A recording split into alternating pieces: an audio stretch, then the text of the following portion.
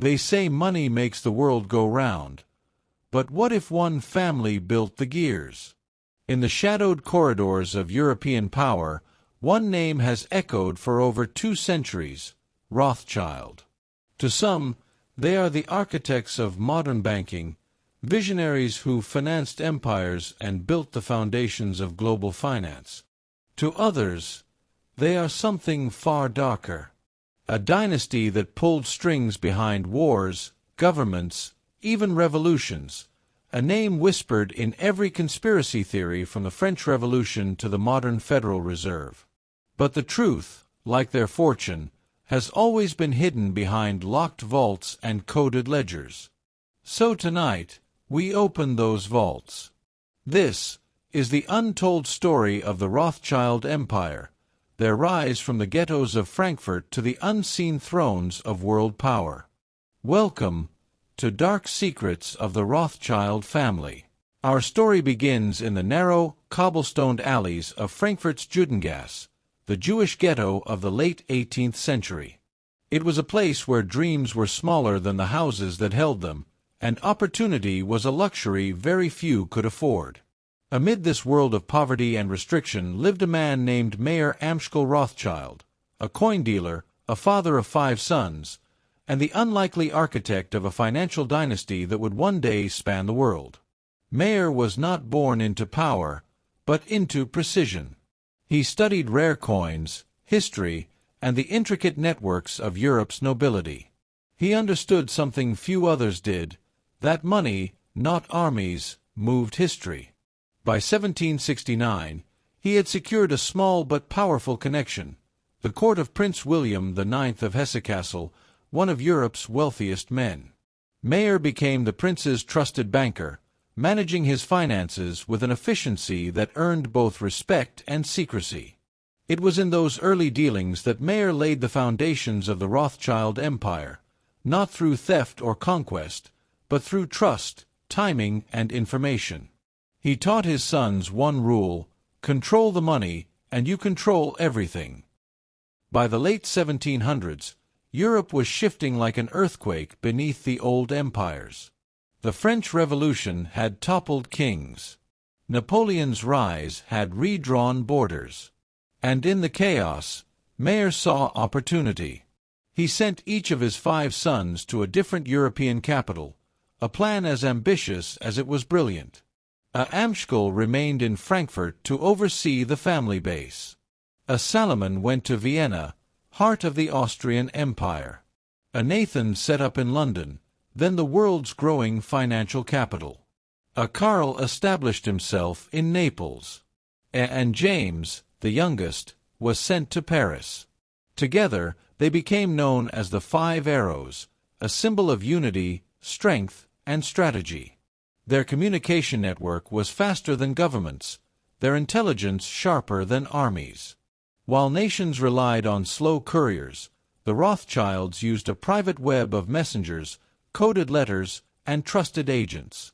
In an age before telegraphs or email, this was revolutionary, and it made them untouchable. The turning point came during the Napoleonic Wars. While Europe was burning, the Rothschilds were building. Nathan Rothschild in London mastered the art of financing wars, lending money to governments to fund their armies, then collecting interest on the peace that followed. But it wasn't just about lending, it was about information. Nathan's network was so advanced that, on June 18, 1815, the day of the Battle of Waterloo, his couriers brought news of Napoleon's defeat to London a full day before the British government knew. The legend says that Nathan used that information to manipulate the London Stock Exchange, quietly selling, then buying massive amounts of government bonds before the official news broke. When victory was confirmed, prices soared, and Nathan's profits became legendary.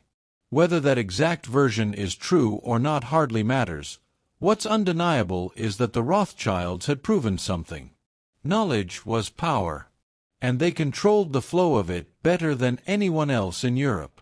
By the mid-19th century, the 5 Rothschild branches had become the first true multinational banking network.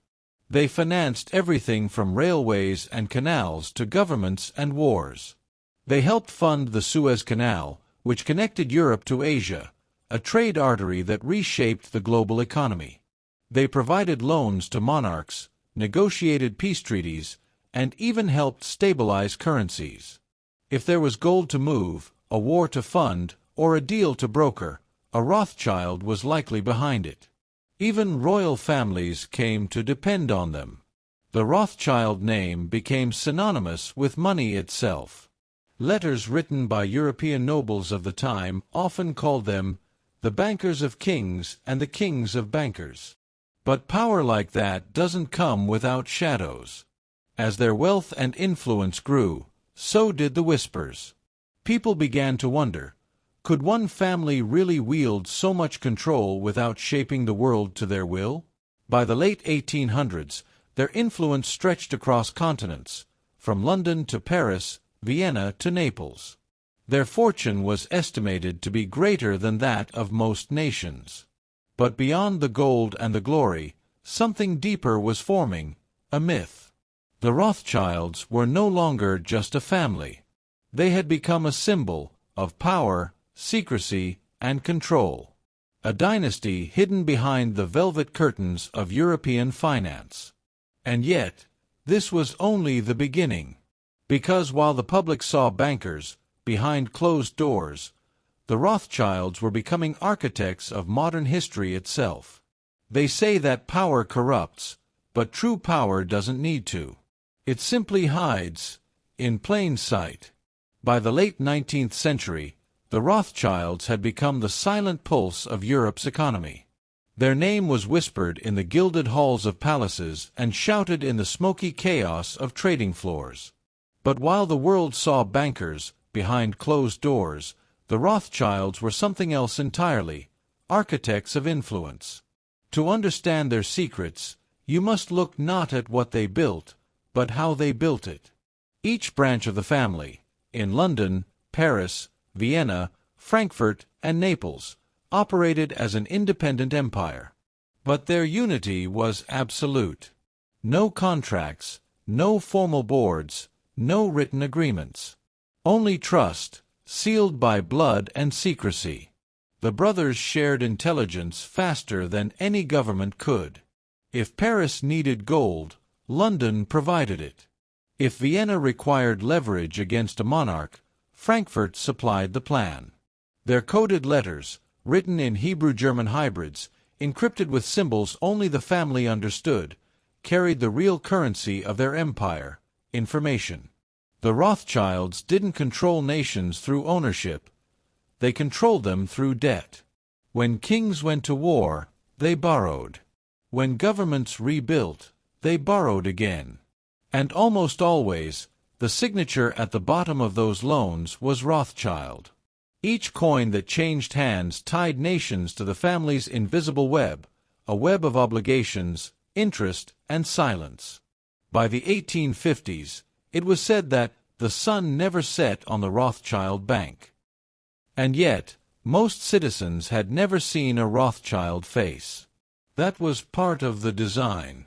Inside their private mansions, from Château de Ferrières in France to Traying Park in England, the family lived in a world ordinary people could barely imagine. They dined with emperors, arranged marriages with aristocrats, and entertained scientists and artists like Charles Darwin and Frédéric Chopin. But every glittering ballroom had one unspoken rule: business never left the family. The Rothschild daughters often married their cousins, not out of romance, but preservation.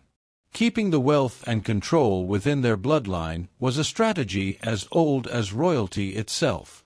In letters that survive today, the patriarchs often reminded their children that outsiders could not be trusted with family secrets. And what secrets they were! Behind the polite smiles of diplomacy, the Rothschild network was quietly influencing world events, not with guns or propaganda, but with gold. It was rumored they helped fund both sides of wars, financing Britain while secretly extending credit to its enemies.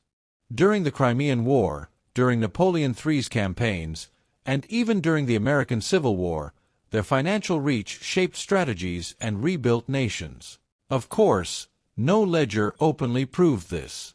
That was the genius. The Rothschilds didn't need to be seen as the power behind events. They only needed to ensure that those in power owed them. As Europe industrialized, money itself began to evolve. The 19th century saw the rise of central banking, institutions that could create, regulate, and control national currencies. To most people, it seemed like a natural step in economic progress. But to historians who look closer, a different pattern emerges, one where Rothschild influence subtly weaves through nearly every major financial institution of the age.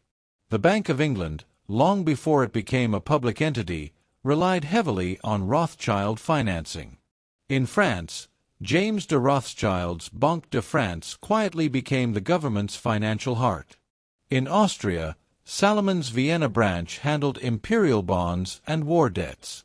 Even the newly unified Germany, under Bismarck, turned to Rothschild loans to stabilize its post-war economy.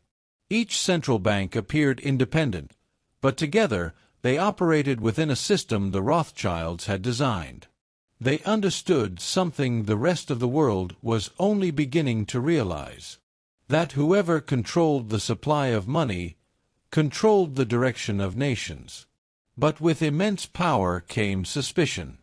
By the late 1800s, the Rothschilds had become a myth, the hidden hand behind every crisis, every war, every shift in the world order.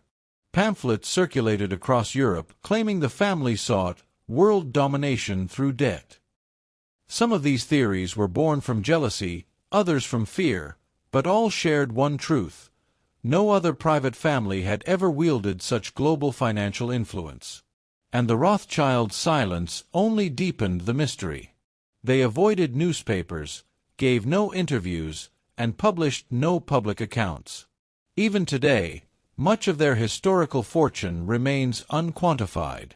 Some scholars estimate it was once equal to over 1% of the entire world's wealth, an amount so vast it could have reshaped economies at will. In the 20th century, as empires fell and new powers rose, the Rothschilds adapted. They helped fund infrastructure projects after World War I, invested in mining and oil, and pivoted toward the new frontier, global finance. By the time the Great Depression struck, many banks collapsed. But the Rothschilds survived. Their wealth was no longer just in vaults, it was embedded in systems, bonds, policies, even governments themselves. That's the true genius of the Rothschilds. Their empire didn't exist in one building or under one flag. It existed everywhere and nowhere at once. In public, they grew quieter. No grand pronouncements, no political ambitions. The family began to retreat from the spotlight, a strategic disappearance. But make no mistake, their influence never vanished. When the Federal Reserve was established in 1913, conspiracy theorists claimed the Rothschilds played a hidden hand. While there's no official record of direct involvement, the family's banking allies were present in the same circles: Warburgs, Schiffs, Morgans, all connected through a web of partnerships and investments dating back decades. The Rothschild model, private wealth influencing public power, had already been perfected long before the Federal Reserve existed. Even today, many central banks and financial institutions operate on systems the Rothschilds helped design or standardize in the 19th century. Bond markets, government lending, interbank trust networks. Their power no longer needed a nameplate. It had become the system itself. By the mid-20th century, wars had redrawn the map of Europe. Several Rothschild estates were seized by Nazis, others nationalized. Yet somehow, the family survived both world wars intact, not untouched, but unbroken. After the war, they shifted again into investment banking, energy, real estate, and philanthropy. Their influence became quieter, subtler, a whisper behind the stock markets rather than a name in the newspapers. Today, the Rothschild Group remains active, with branches in London, Paris, and Switzerland. But what makes them truly fascinating isn't the wealth they hold, it's the mystery that still surrounds them. Because when a family spends 2 centuries building an empire of money, secrets, and influence, even the truth starts to sound like a conspiracy. They began as merchants in a ghetto, rose to become bankers of kings, and evolved into something far more enduring, a legacy of hidden power. And if history has shown anything, it's this. When the Rothschilds fall silent, the world tends to listen more closely. But the real question isn't what they've done, it's what they still control. They began with a handful of coins in a Frankfurt ghetto, and ended with a legacy that whispers through every stock market, every central bank, every fortune still rising today. This was the dark secrets of the Rothschild family. If you want more untold stories of power, history, and hidden influence, subscribe and join me as we uncover the mysteries that shaped our world.